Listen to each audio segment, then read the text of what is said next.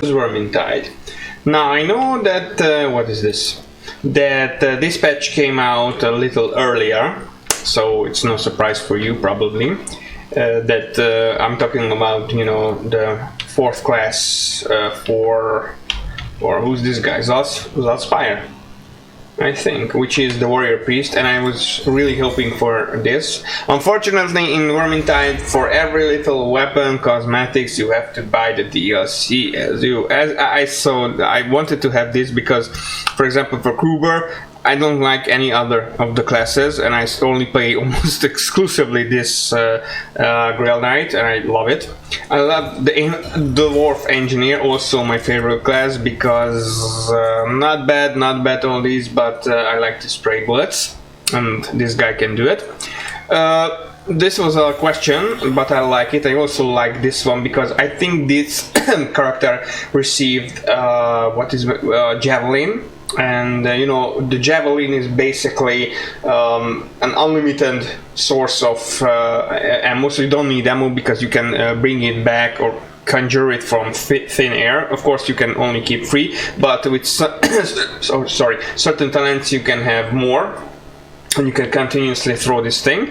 The Warrior Priest, of course, he has tons of armor and the Warhammer. He only almost exclusively use Warhammer, I think, and he's quite good. He's the only one who can make you invulnerable, which I was quite surprised that none of the other characters had it. And becoming vulnerable even from 1 second in this fast-paced game is, I think, it's a great thing. Not to mention that you can make yourself and one of your party members invulnerable, or you can resurrect them. None of the other characters can do that, so it's quite good. I wonder what will be the 4th for the Pyromancer or Sienna, because I think they have all, but I don't know how the fire magic works exactly in the old Warhammer, so I wonder what will that be. Of course it will be a mage, some kind, but I hope it will be, you know, better than this. My favorite is the Unchained one, because, you know,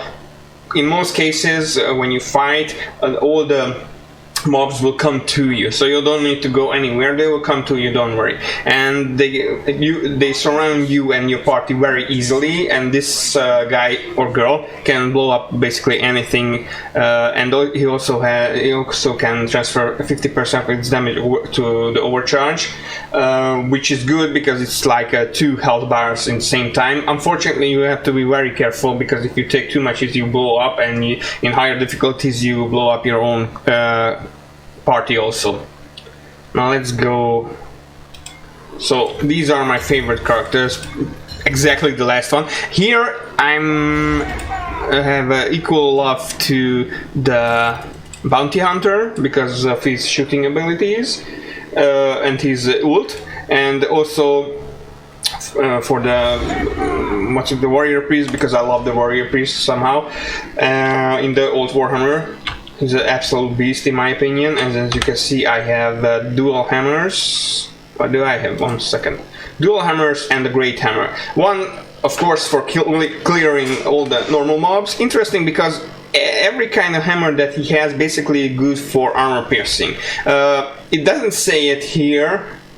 Fast attack speed, of course, blah blah blah. But this, when you upgrade your charge, it can also one-hit even a Minotaur, so, or the beast, or armored ones. I don't believe. I think for the Chaos Warrior, you know, who's clad in armor, I think you need to hit twice, but it still pierces that. So it's only 2 hits and he will be gone. Of course, with this one, it will do 1 or 2 hits for most of the mobs. But unfortunately, this is very slow, but I like it. Now you have this book thing, which is. Where is it? This is just the basic, but you can also charge it and then you move forward. I don't know why is it good for, because you can maybe charge from it, but the charging, not speed, the charging, what is it? Charging, not level, distance that you travel is not such a big deal. So I haven't used it because I didn't find it exactly useful for me. Of course, if you want You can take the flail and the hammer. I think both of them are powerful attacks, and of course all flails ignores armor, so you can hit them very hard. But I think for technical and for design reasons, the Warhammer is better for the warrior priest. Of course, they use their god Sigmar's weapons, so Warhammer is a must for them. Let's see the talents, what can he do? So the Righteous Fury, it happens a lot of times, so I think it's very good. Basically, it means that the more you hit the enemies, the more furious you will get, and in 100% fury you will hit 10% faster. Attack smite the enemy 10% weapon damage. No, 20% more attack damage. And if there are a lot of enemies, you can keep up for quite a while, so it won't go down, because the more time you spend without fighting, the lower it gets. It's like in most of the games, you know, when you're a warrior, a berserker, or something like that, you can generate fury through fighting, and you use up that fury, and if you don't fight, the fury will go down. It's the same as here. The exception is here that the fury won't go down so fast, and if you're fighting, you can keep it up for quite a while. So if a large horde attacks you, then you can almost be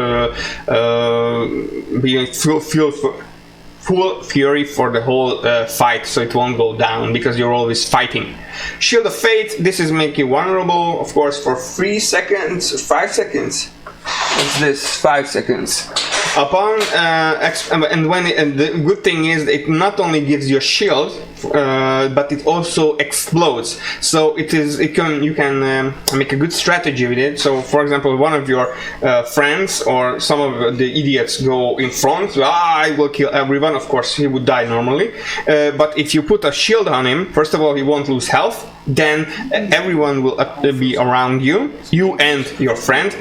So the radius that the shields will go up will cover more ground. So you can kill more of the horde that is attacking you, because usually they attack at least from two sides, and so you can cover more grounds this way.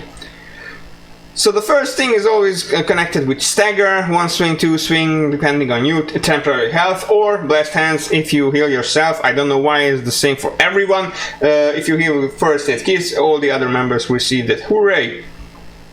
Doesn't matter which one you choose, in my opinion. Striking fear enemies in a single blow halves the cost of pushing. Good if you're a tank, for example. And usually striking 3 enemies with a single attack, I don't know how. I think you can do it with maybe a large weapon, because I can strike 2, but usually they come in pairs or in straight lines, so it's not so easy in my opinion. I haven't checked it yet. Righteous Judgment, increase movement. What is this? Increase the power of the next charge attack by it, stacks 5 times. This happened to me a lot of time. Hit chance increase the next charge attack. I use a lot for the next. Oh yeah. Sorry. So when you're hitting, you can increase this judgment. I usually have this, and I didn't know what the hell was this previously, because it was just an hour, and I haven't read this, or I forget that what I have been chosen. And I use the the charge attacks a lot of time, especially for elites. This is very good because you can one-hit them, and if you have a stack with this, it could be a big surprise for them. Sigmar execution, killing enemy grants 5 critical strike chance, blah blah blah blah blah.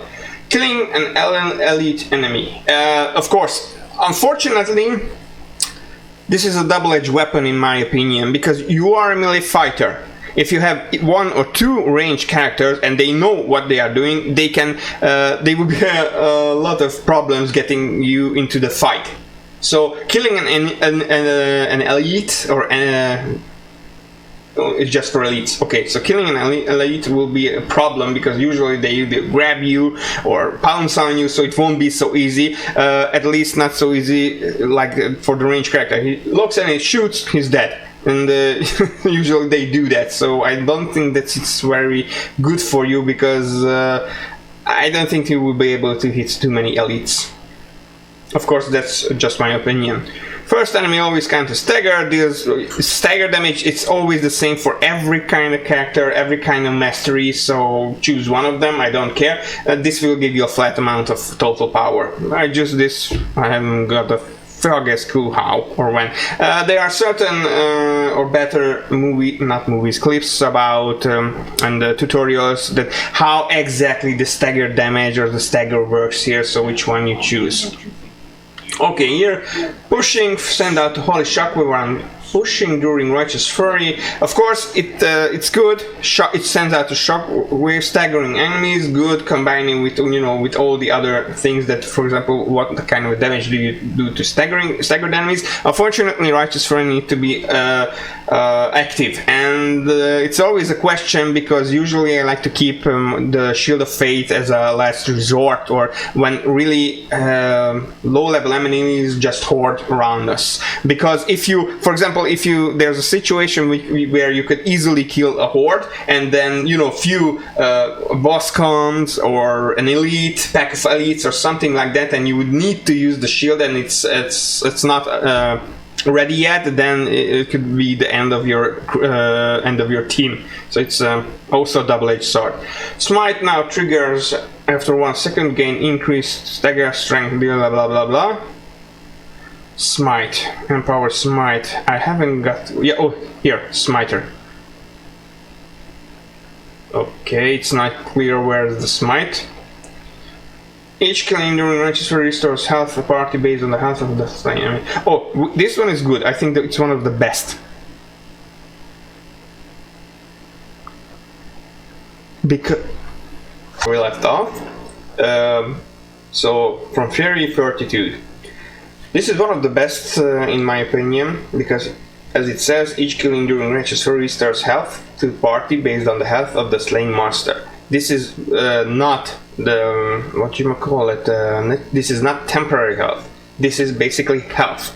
It is similar like the elf's regeneration passive, but it will heal as you kill monsters. So if you can use it as a, for example, a med kit, for example, that maybe low-level enemies are coming, which is not basically a big threat if your team is good, but you had, I don't know, monster, few elites that reduced your health, then you put this on, and maybe on another player, and you start to kill, and hopefully they will let you kill, then you will regain health over and over and over. It happened to me a lot of time, for example, when we were fighting, and I got caught by I don't know, a strangler or a poison rat or something like that, and my health went down half, and we were in the middle of the game, middle of the level. So, and there were no potions, of course, or they were too far away, and then I popped up this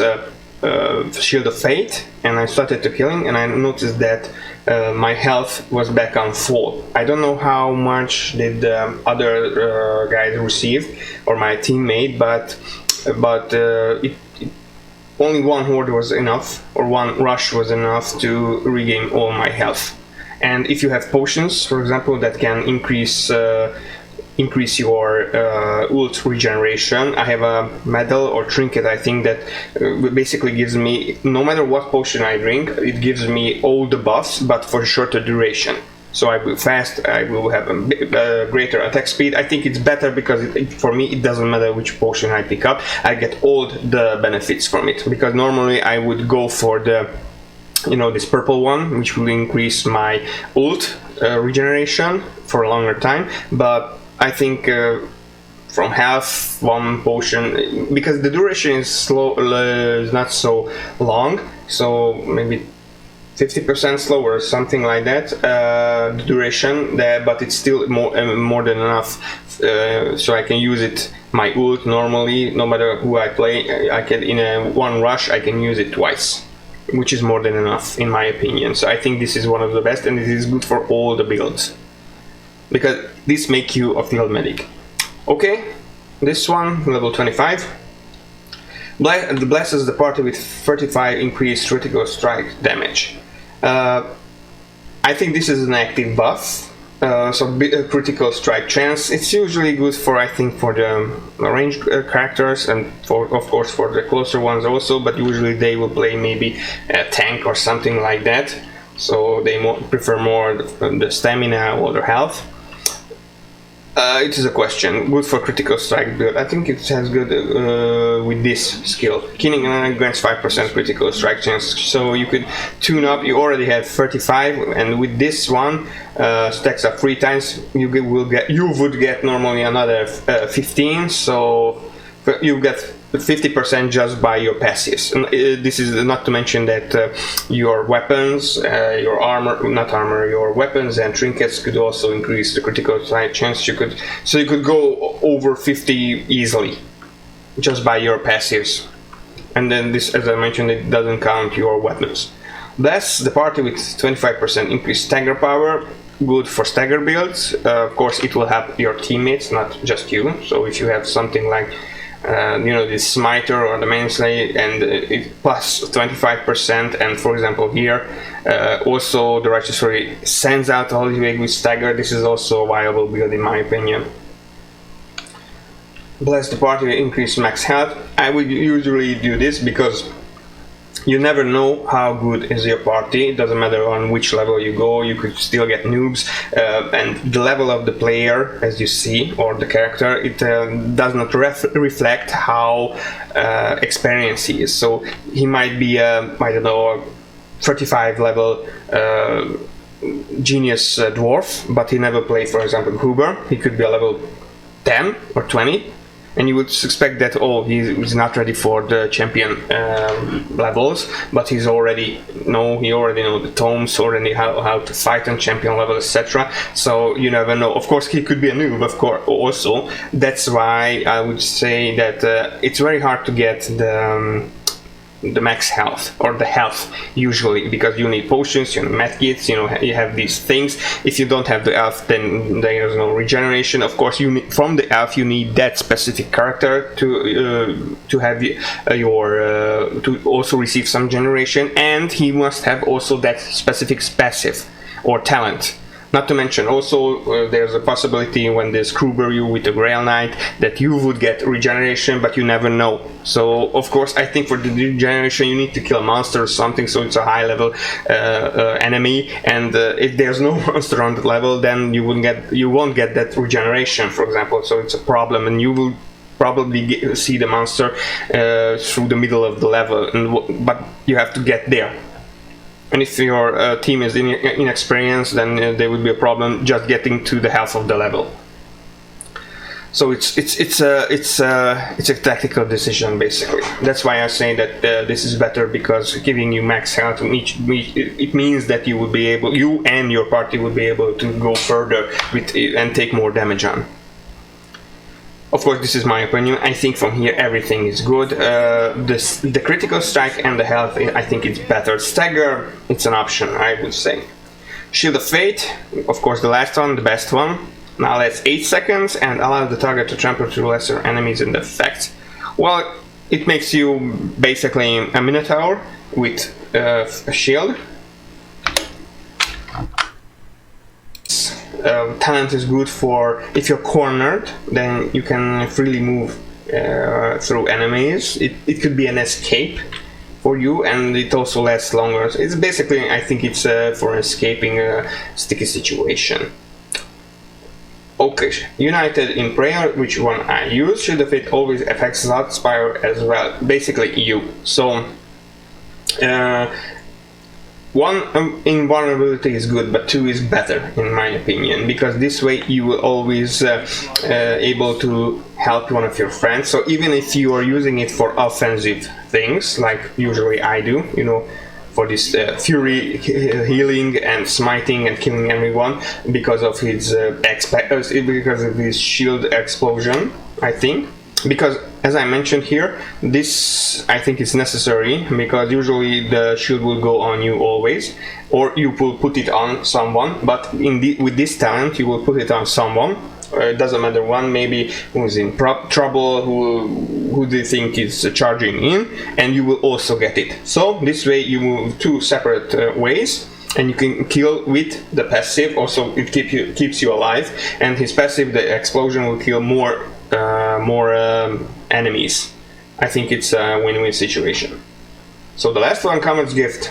Shield of Fate now revives and heals an amount equal to damage suffered last 3 seconds. Yeah, this is the only revive I could see in the game. I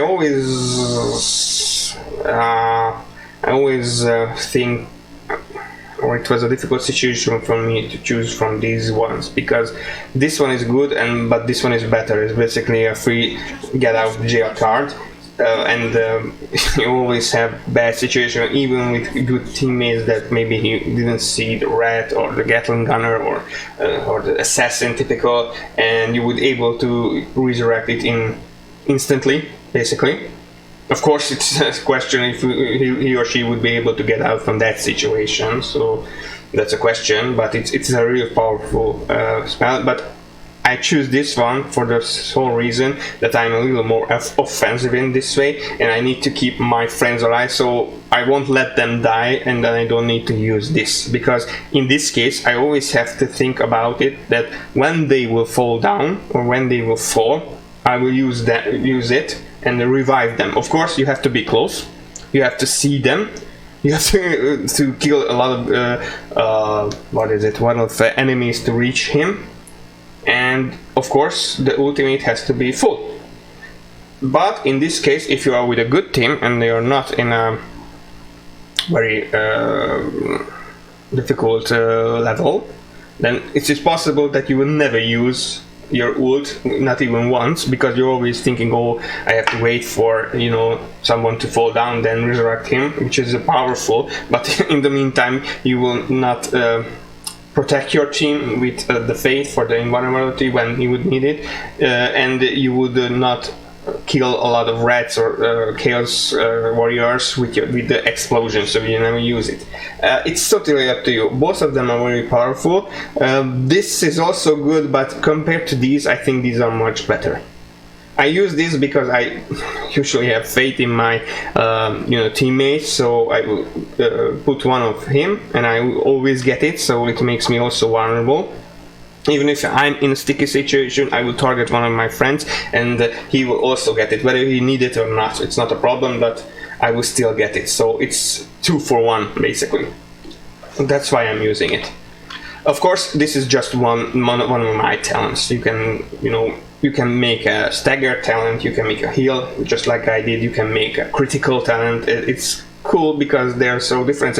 What I really don't like in this vermintide, that the first and the 15th, no, the 5th and the 15th masteries are all the same for everyone.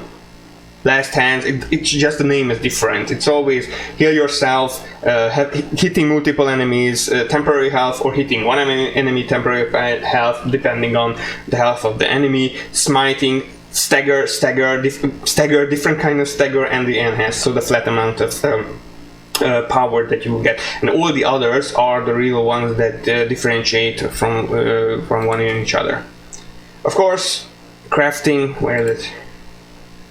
You have all the things. Of course, I have all of them, but you can craft it if you have enough. You have to be careful. First, you craft it. It costs 10, I think, 10. Now, if you're unlucky, you will get white or maybe green. From green to blue, it requires 20, and from blue to the legendary, it requires 50. So you have to be very careful with that. If you're lucky, I only did it once, but from the crafting, it gave me a legendary immediately, but I only did it once. With the necklaces, it's totally up to you. I would use, for example, critical chance, movement speed. I was lucky, I made the perfect roll for 20 crit and 50 attack speed. Attack speed is always good, especially because in my builds, usually I carry a small pair of hammers. It doesn't matter this one, or this one, so one-handed hammer. But why would you choose a one-handed when you can have two? and it is the same. And I would hit fast, but also I need to hit fast with the whole Great Hammer, which I usually use for Chaos Warriors, champions, sorry, and for bosses and stuff like that, because I can hit harder and I can hit faster because I increase attack speed. So 5%, that's all. Okay, yeah. It's almost perfect, but I didn't want to push my luck in this case. It is crit chance, block, stamina I have, and health, which is more important for me. Of course, you can have anything, you can reroll. I have a lot of materials, but I didn't want to fool with it. What is interesting is that what kind of legendary what is it called? Trait you have, yeah, trait. Now, I usually have this most of my charms, that drinking a potion gives the 50% chance.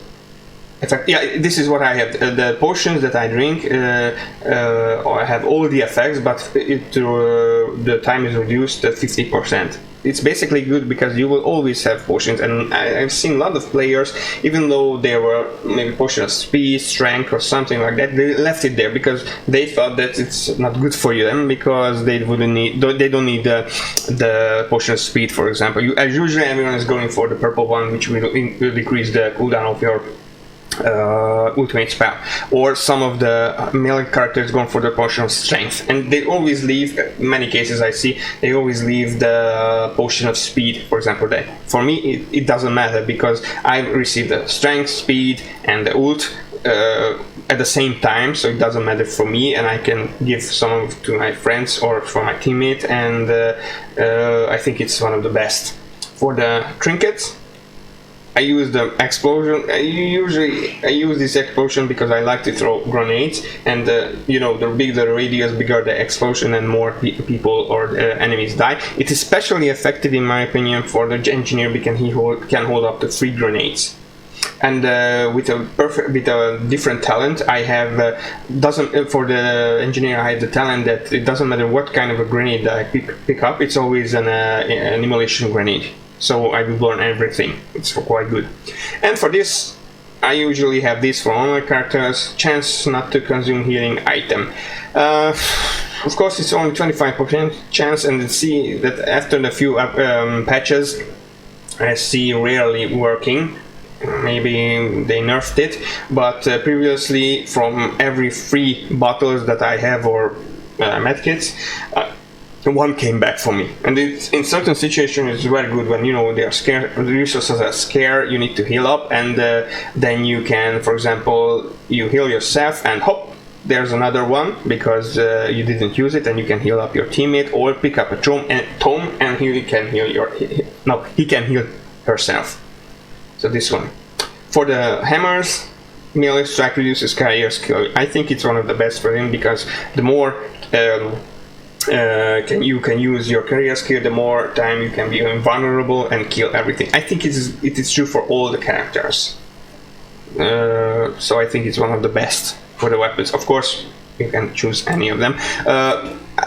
In the range characters, there's an exception, because for the range characters I use the one that I think critical headshots will restore 1 ammunition for me, and it is especially good when you're using the javelin, for example, with the elf, that you have only 3, and when you always try to be a sharpshooter, of course, and I always hit javelins, and usually it's not so difficult to hit them in the head, then I don't need to pick up my javelins, because I only have 1, so I hit 1 and it comes back, hit 1 and comes back, and you can throw a lot of javelins this way. And remember, the javelins are much more deadlier than for example the bow, because it can one-hit basically all the elites and or not the champions, the elites. So it's quite powerful. Crafting, totally up to you. What do you craft? Cosmetics, of course, you have to buy the DLC pack. Not only the DLC for the warrior priest, which gives you the character itself, but you have to buy another to get all these things. I don't know if this guy has in the Emporium has more cosmetics that you can buy for. Where are you? Yeah, no DS, no, what is it? No illusion for the warrior priest at the moment. The only way you can buy it, of course, is the DLC at the moment, which you have to buy for money. All the others are for the other characters. I had a few and I purchased a few, but it's only for the bounty hunter and all the others. It happens to, I think it's with the Grail Knight, it's almost the same. It's only weapon illusion, nothing else. Yeah, all the illusions for your armor is you have to pay for it, unfortunately. That's a bummer. I don't like to do that, but at least it's not a pay to win. Okay, what was it? I had this talent. Yeah, I had this. Okay, it's always active. So this is when you block. Yeah, you hit. This one is always hit. I think it kills most of the characters. It doesn't matter how well armored they are. Of course, when you hit with this,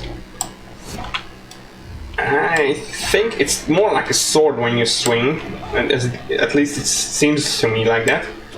But it's quite powerful. It's always a debate for me that on monsters or bosses, should I use this and hit hard? I should be faster and kill these idiots, of course, because this way, when you're fighting, your fury will increase faster. And then, of course, when you have the fury, you will hit 20% harder. It is a possibility, for example, that you would hit this way, build up your fury, and then you switch to the other character, other weapon, and then you hit this, because it has, of course, a bigger damage.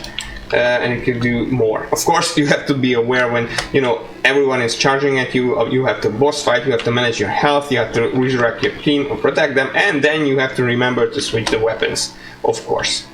Of course, this character doesn't have any ranged weapons. The warrior priest doesn't use any of them.